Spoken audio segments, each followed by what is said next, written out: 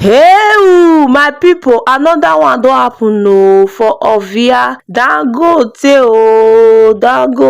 don do another one for Edo State, Ovia. E kpai everybody. You see all these vehicles when you just dey see so, all this one na so e clear everybody. Some dey wey be say na market women, na so e kpai everybody wey dey inside car.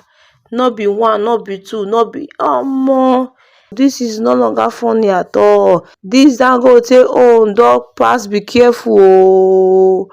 The worst part of it now is that government is not saying anything. They are not saying anything about this thing when Dangote truck they do for road oh. For how long are we going to continue this? Anyway guys, make una watch this video, make una hear from the horse's mouth oh, from an eyewitness, from person wey dey there when the thing happen.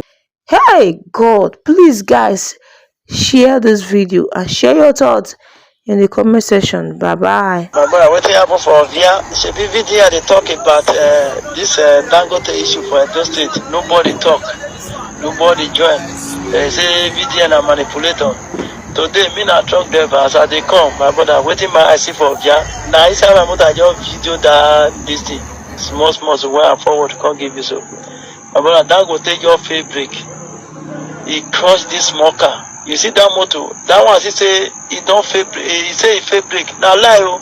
They will just decide me na truck driver. They will just neutral motor. They run, they contact. And that guy for side mirror say, and the guy park well. And so he crushed that motor when carry market women.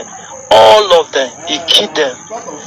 He passed. He go use and wage that motor when he park. He crush and pass. He go the front one. He climb that one. That's the other people when they